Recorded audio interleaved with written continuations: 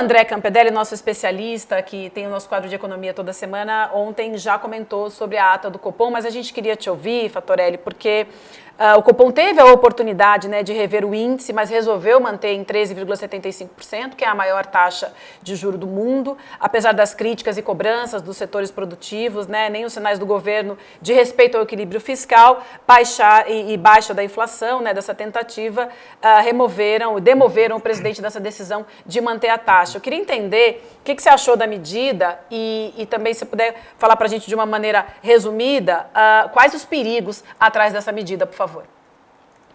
Sim, ontem, né, divulgou mais uma ata da decisão da semana passada de manter a Selic nesse patamar abusivo de 13,75%.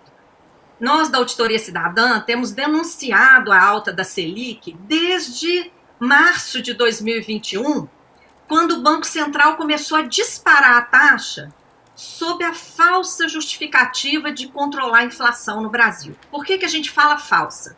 Porque a nossa inflação, ela não tem nada a ver com excesso de demanda, que é o único cenário em que subjuros pode ter, nem tem sempre, mas pode ter algum efeito no controle da inflação. A nossa inflação aqui no Brasil, ela é produzida e ela decorre de aumento de preços, principalmente os preços administrados, como combustíveis, em decorrência do preço de paridade de importação colocado lá na Petrobras desde o governo Temer, que colocou um preço abusivo, como se nós importássemos 100% dos combustíveis consumidos aqui. E os engenheiros da EPET nos dão aula sobre isso, mostram que a gente produz 94% de todos os combustíveis e temos possibilidade de ser completamente autossuficientes. O problema é que estão desmontando a Petrobras e também aplicando um preço como se estivéssemos importando tudo. Bom, sobe combustível, sobe todos os preços, tanto de produtos como de serviços. E aí vem a inflação. Também preço de alimentos e outras coisas, mas principalmente os preços administrados. E tudo isso, essa inflação de preços, não adianta subir juros para combatê-la. Pensa bem, subir juro vai fazer baixar o preço do diesel, da gasolina, do tomate, etc? Claro que não tem nada a ver.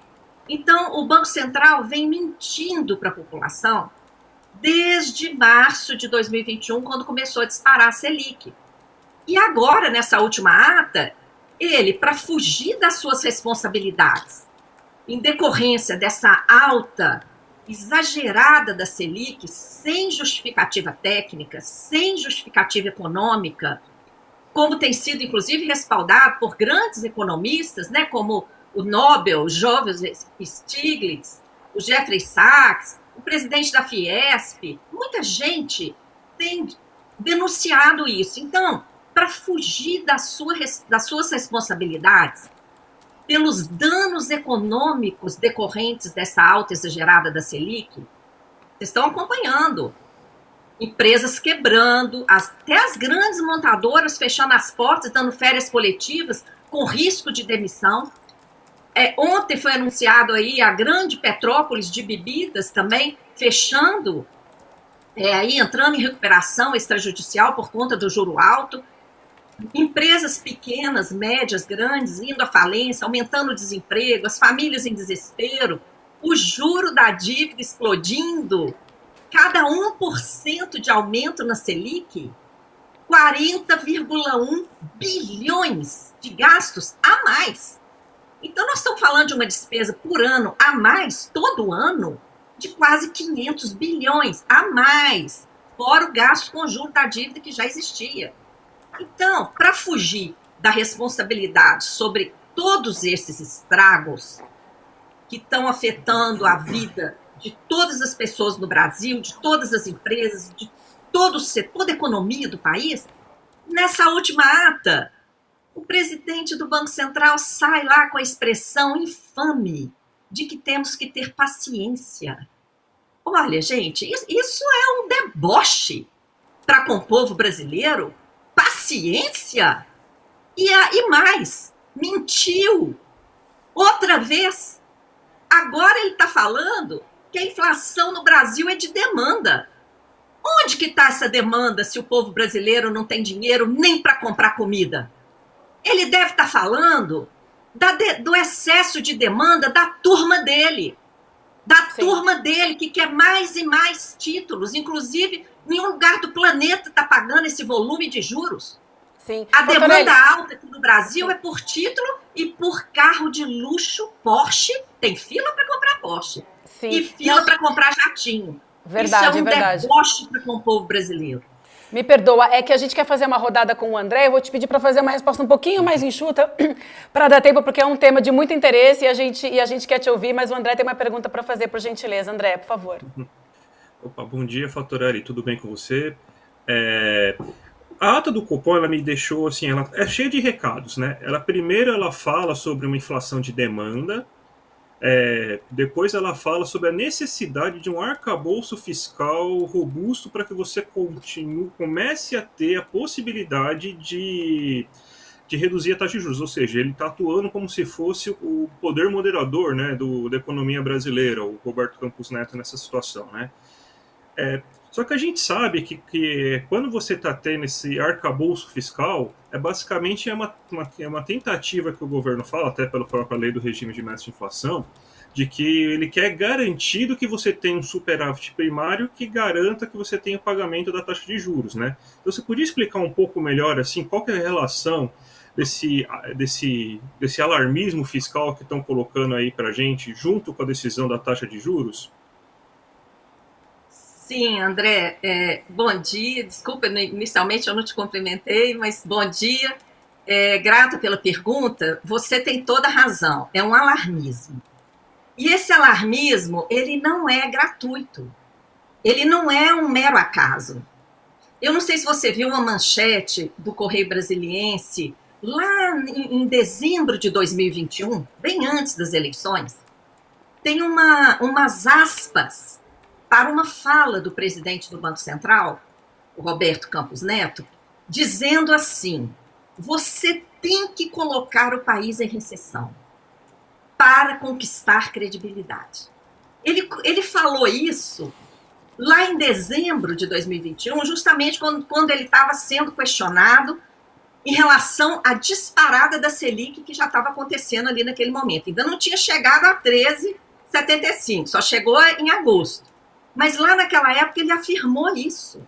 Você tem que colocar o país em recessão. E para conquistar credibilidade. Que credibilidade? Junto a quem? Aumentar juro, colocar o país em recessão? Ele conseguiu. Nós estamos vendo aí a quebradeira, a queda do PIB seguida, não é? Ele conseguiu colocar o país em recessão. Agora, ele está conquistando credibilidade de quem? Do próprio mercado que coloca o país em joelhos, exatamente para apresentar, por exemplo, essa regra fiscal o mais rígida possível. Todo mundo viu que aquele teto de gastos era insano, tinha que cair.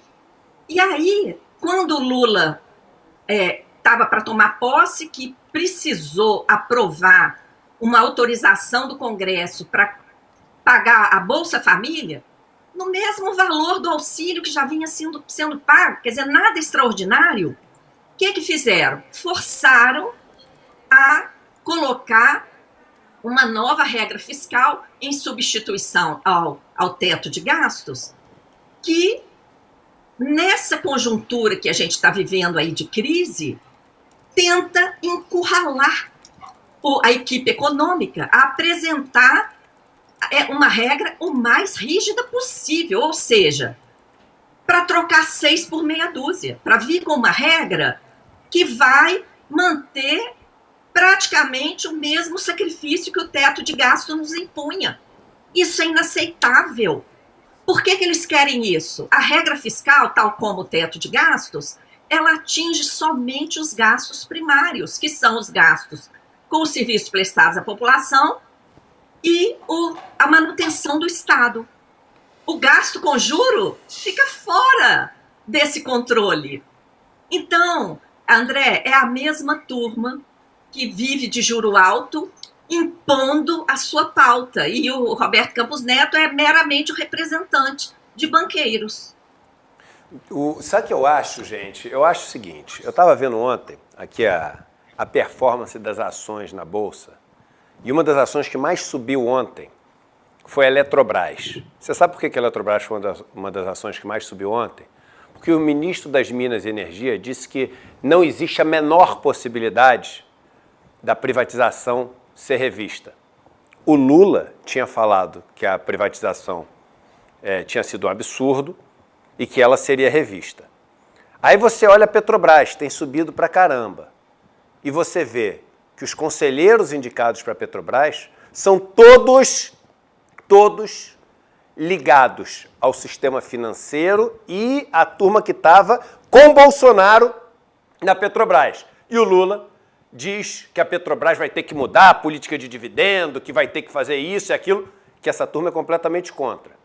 Aí você vê o Lula falando que o juro vai ter que cair de qualquer jeito. Aí ontem, uma fala do Ministério da Fazenda extremamente conciliadora com o negócio. Então, eu tenho direito de ser crítico. Porque eu tenho direito de achar que essa fala do Lula é uma fala que, no final das contas, acaba ficando vazia. Ele é o chefe do executivo. Como é que pode o chefe do executivo falar uma coisa e os seus ministros, os seus comandados, os seus liderados falarem uma no espectro oposto, no contrário, antagônica ao que ele fala? E o que eu defendo é o que o Lula está falando. Mas o que está acontecendo é o que os ministros estão fazendo. Então, nesse ponto, eu tenho que ser crítico ao governo e sou. Veja que eu acho que essa história, você é situação ou oposição?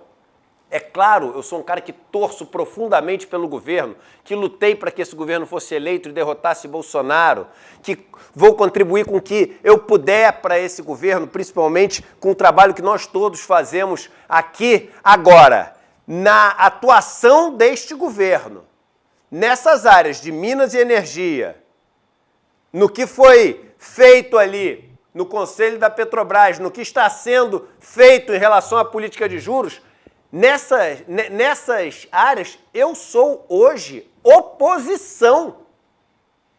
Eu quero deixar muito claro isso. Por quê? Porque eu sou contra a gente conciliar com o Banco Central fazendo o que está fazendo. Eu sou contra a gente achar tranquilo indicar essas pessoas para o Conselho da Petrobras. Eu sou contra a gente não rever o processo de privatização da Eletrobras. Então isso me põe num lado que é oposto ao que está sendo feito. Então, por isso, nisso que está sendo feito, eu sou oposição. O que não quer dizer que eu sou oposição ao governo. Vocês querem ver uma coisa? Hoje, com essa taxa de juros, em 5 anos você dobra o dinheiro que você colocou. Só que o dinheiro não nasce em árvore. Esse dinheiro tem que vir de algum lugar. E você, irmão, que às vezes critica, o Banco Central tem que ser ali responsável, ele não sei o quê, é o Ministério da Fazenda que tem que cumprir sua parte, e arcabouço fiscal, tu não sabe nem o que é arcabouço, mas tudo bem que eu também não sei direito, ninguém sabe direito o que é arcabouço, é igual idiosincrasia, todo mundo fala idiosincrasia, ninguém sabe o que é idiosincrasia, mas quer ver uma coisa?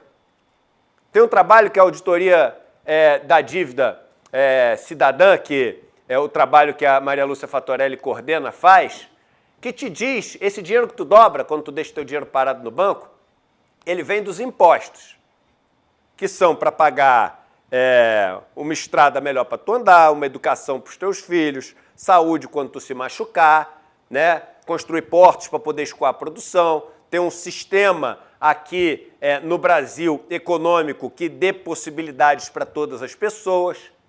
Só que de cada R$100 que você paga de imposto, e tu paga muito imposto, se tu é pobre e classe média, tu paga mais ainda, diz pra gente, Maria Lúcia Fattorelli, de cada R$100 que é pago em impostos, quanto vai direto para pagar dívida e juros de dívida, que é o gráfico famoso da Auditoria Cidadã da Dívida?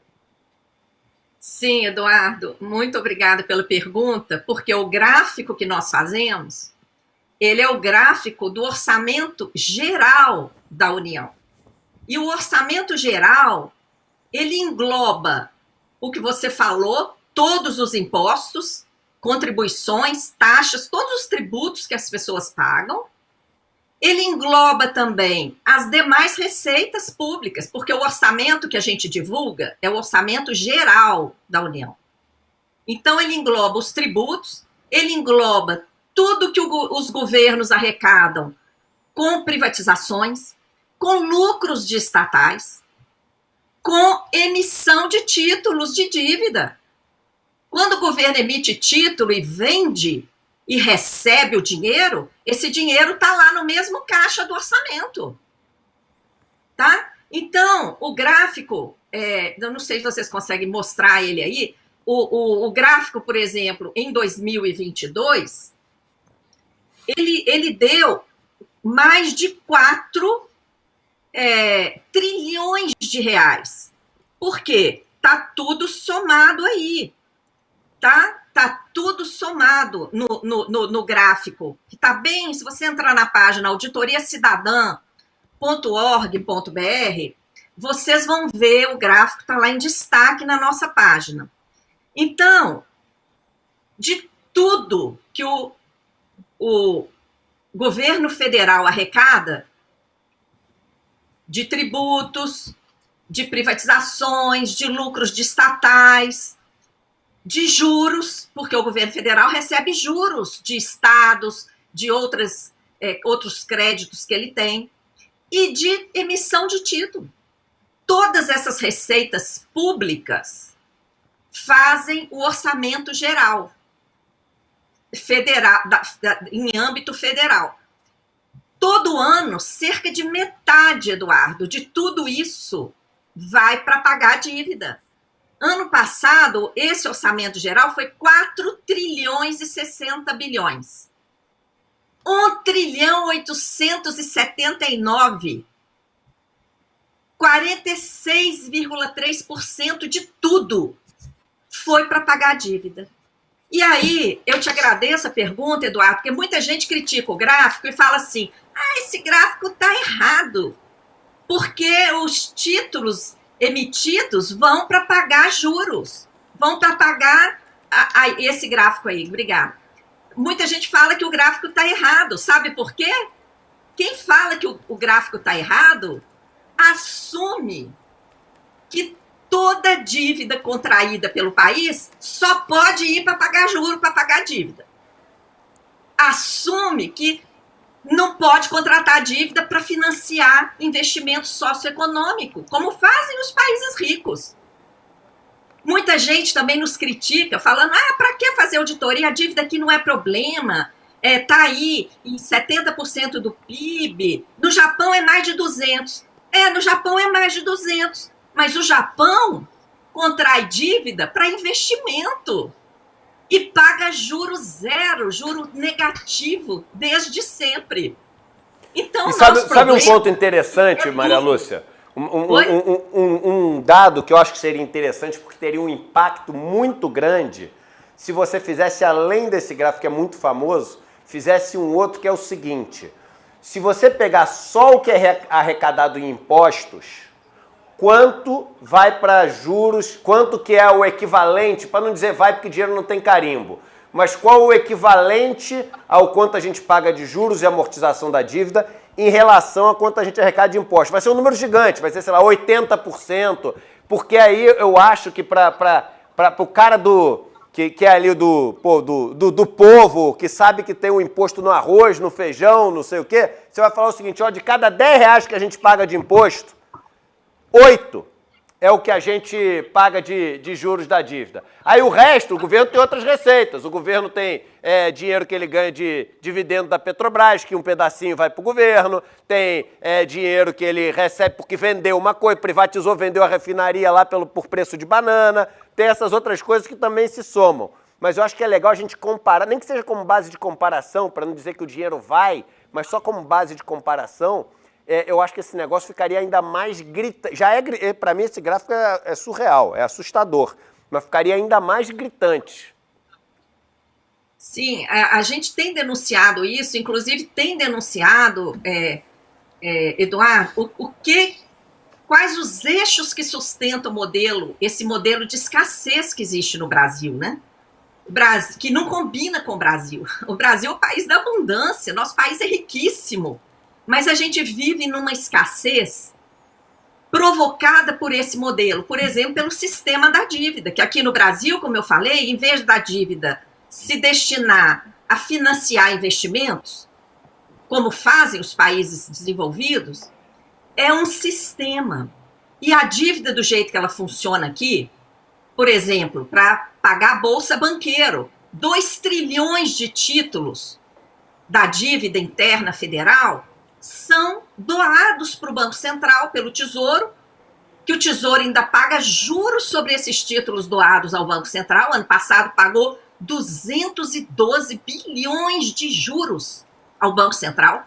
Dessa parte amarela aí, 212 bilhões foram juros que o Tesouro Nacional doou para o Banco Central e que o Banco Central usa para remunerar diariamente a sobra de caixa dos bancos. Olha a correia de transmissão.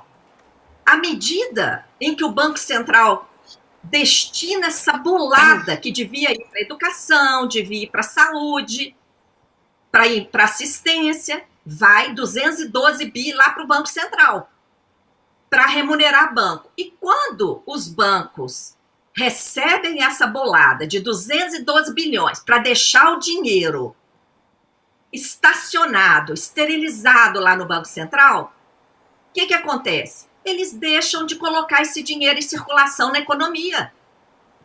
Só emprestam para as empresas e para as pessoas a juro exorbitante, impraticável, que está levando todo mundo à falência e as famílias ao desespero. Então, o sistema da dívida está interligado com essa política monetária suicida do Banco Central. Se combinarmos esses dois instrumentos, André e Eduardo, não tem jeito, é crise fabricada na certa. Se você combinar juro exorbitante com escassez de moeda na economia, escassez decorrente exatamente dessa brutal remuneração da sobra de caixa dos bancos aqui no Brasil, as compromissadas, somadas agora a outro mecanismo de depósito voluntário remunerado, uma indecência, os dois somados esterilizam mais de R$1 trilhão da economia. Dinheiro que tinha que estar circulando, né? E aí, o que a gente tem? Escassez de moeda, juro de mercado alto, aumento da dívida, porque esses títulos que deviam estar financiando o nosso desenvolvimento socioeconômico estão financiando essa política monetária suicida. E mais, né? No meio disso tudo, com o país completamente paralisado, nós temos pela primeira vez, como você citou, Eduardo, um presidente que está falando que o juro alto não tem cabimento. É o presidente Lula, eleito pela maioria do povo, que está dizendo isso, com respaldo da maioria da população, com respaldo de exponenciais da economia mundial.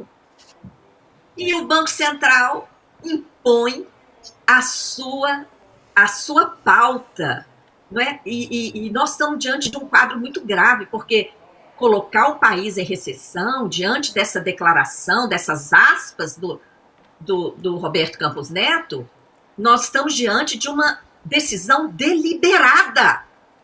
Uhum. É igual aquele crime premeditado. A pena é mais grave. Porque lá naquela notícia, ele sabia que subjuro ia jogar o país nessa situação, a economia nesse estrago geral. Ele sabia disso. E mesmo assim ele implementou essa política. Isso tem que ser investigado. Por isso, junto com o projeto de lei que a Auditoria Cidadã preparou uma proposta legislativa, apresentou ao Congresso Nacional, o Congresso Nacional aprovou a nossa proposta, transformou em projeto de lei complementar. Hoje tem um projeto de lei, gente, um instrumento, PLP 104 de 2022, que propõe limite do juro no Brasil. Esse limite tem que estar em lei. A ganância do mercado financeiro já mostrou que não tem limite. Esse limite tem que estar em lei. E está lá no PLP 104, e também está lá a proibição da Bolsa Banqueiro. Porque é interligado. Enquanto tiver Bolsa Banqueiro, o juro não vai cair. Claro, os bancos comandam o Banco Central, eles querem ganhar, e eles vão falar lá na reunião do Copom que o juro tem que continuar alto, mentindo descaradamente, né? Sim. E é importante que você tenha vindo hoje ao nosso programa, a gente agradece demais, porque esse é um recorte, é uma fala que só a gente fala, a gente não vê isso na grande mídia, né? Então é importantíssimo, você contribuiu muito para o debate. Maria Lúcia, muito obrigada, tenha um bom dia, até uma nova oportunidade. Obrigada. Muito grata pela oportunidade, a toda a equipe aí do ICL, ao André, viu, André, ao Eduardo, muito grata pela oportunidade, um abração para todos vocês. E acessem as redes da Auditoria Cidadã da Dívida, apoiem esse PLP 104/2022, que tem que virar lei. Forte abraço. Obrigada. Edu, vamos aproveitar que o André está com a gente hoje para a gente falar do teto do consignado, né? Que a gente teve um anúncio ontem, então, que foi reajustado, né? Aí, galera. Eu vou contar coisa para vocês. Tem coisas que quando acontece... Eu falei isso hoje no programa, a gente tem que usar um pouco de humor, porque senão não dá. Quando eu trago muito a minha época de moleque na Urca, né? Porque era a época que a gente passava o dia inteiro na rua, assim, jogando bola, ia surfar, pegar onda, e aquela história de um tentar se dar bem em cima do outro. Molecada, né? Um ali se dar bem em cima do outro, passar a perna no outro e dar aquela... sacaneada, né? Isso era a nossa lacrada de antigamente, não era esse negócio nas redes, né? E a gente tinha uma frase que era o seguinte: o maior defeito de todo malandro é achar que os outros são otários. O maior defeito de todo malandro é achar que os outros são otários. Aí a turma começa a discutir o consignado. E aí fala, não sei o quê, vamos fazer o seguinte, não... A gente era 2,14. Aí vamos acabar com a farra. Vamos baixar. Aí o cara, não, vamos tentar colocar abaixo de 2. A gente tem aqui uma empresa que funciona nas redes sociais. E a gente tem a turma que mais entende de marketing digital no país. Você sabe que o 7 é o novo 9, né? O 7 é o novo 9.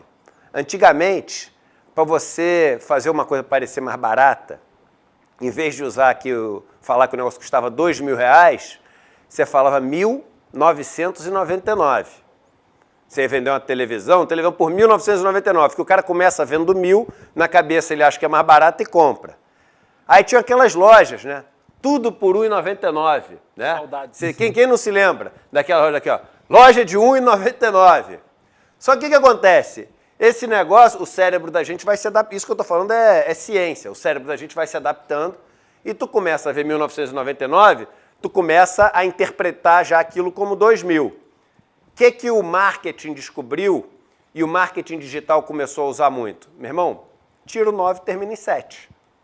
Então tu vai ver hoje tudo que vende. O ICL custa R$47 por mês. Então as pessoas têm 200 cursos para fazer.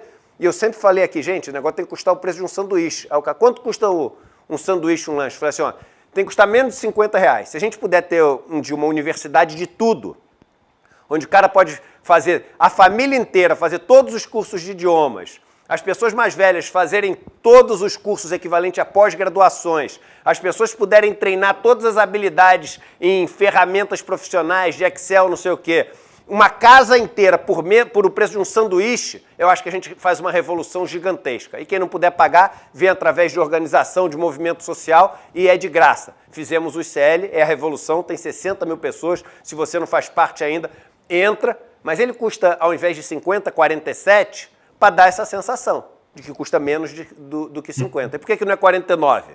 Por que é 47? Porque 7 é o novo 9. Aí na malandragem... Como é que a galera baixa o preço do consignado? R$1,97. Aí, Ju, quando eu li a notícia ontem, eu comecei a rir. Os caras acham que todo mundo é trouxa. Ó, agora o consignado caiu para baixo de 2. Quanto? É R$1,99. Aí a Febraban, achando que a galera é trouxa, fala assim, ó, nesses níveis não vai dar, vamos parar de conceder crédito, se coloca de vítima, e ali, ó, desliga a câmera, o cara tá aqui, ó, give me five, bate aqui, toca aqui, irmão, uhul, comemorando. A galera tá comemorando e se fazendo de vítima. Assim vamos ter que cancelar, nesses níveis não dá, a conta não fecha. Tu vai fazer papel de bobo?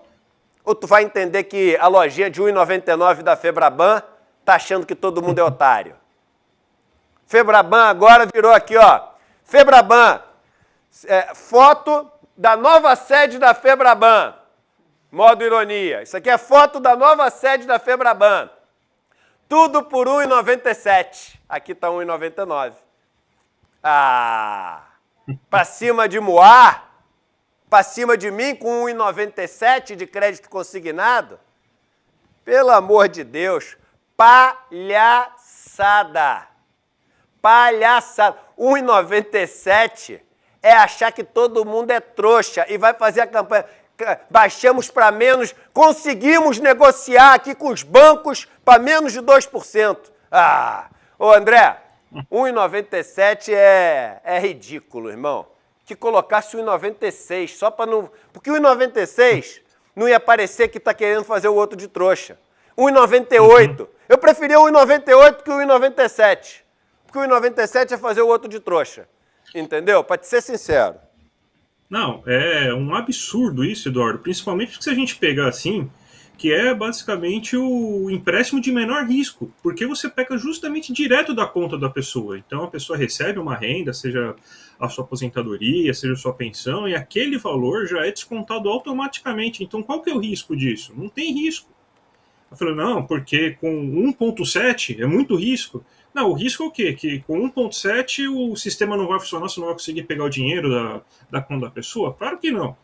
Então essa, pelo menos baixou um pouco, né? Que antes era muito pior, mas é ridículo, né? Agora com 1,97 eu posso voltar. Agora acabou-se o risco, né? Agora é papo furado, né? Só para falar assim, não, a gente concedeu uma redução, fez esse 1,97 aí para deixar assim, o marketing dos bancos funcionar aí para deixar, ó, tá barato agora, tá melhor, né? Mas é um absurdo mesmo, Eduardo, é um absurdo que, mais uma vez, a gente está perdendo essa queda de braço junto com o sistema bancário.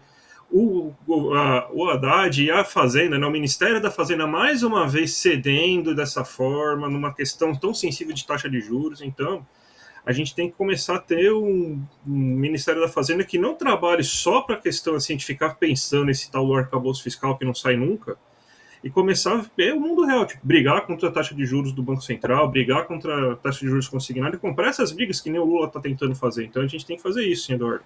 E é briga! E não tem... vamos arranjar uma maneira de ficar bem com a Febraban? Vamos arranjar uma maneira de ficar bem com o André Esteves? Vamos arranjar uma maneira de ficar bem com o Setúbal? Vamos arranjar bem de ficar bem com a família lá do Lázaro Brandão, etc. Não tem, irmão. Não tem como. É enfrentamento. É luta. É guerra. É guerra. Não tem nenhuma solução que satisfaça essa turma, que seja boa pra gente. Quando é que vocês vão botar isso na cabeça? Qualquer Ministério da Fazenda que seja conciliador não vai atender o interesse da população. Eu vou repetir a frase. Qualquer Ministério da Fazenda que seja conciliador com os bancos e com a Faria Lima não vai atender o interesse da população. É enfrentamento e uso do poder para poder impor condições mais justas para a população, tirando desses que acumulam injustamente o fruto do trabalho de milhões e milhões de brasileiros e brasileiras. Agora, esse consignado, agora quando tu chegar para pegar crédito consignado no banco, já que é 1,97, tu pede uma bala Juquinha de troco. Porque quando eu era moleque era assim.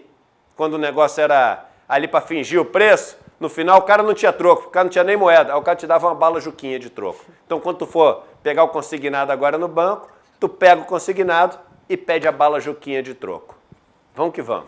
Vamos que vamos. Então, André, você volta amanhã para a gente seguir comentando de economia, tá? Um beijo para você. Bom dia. Bom dia a todo mundo, gente. Até amanhã.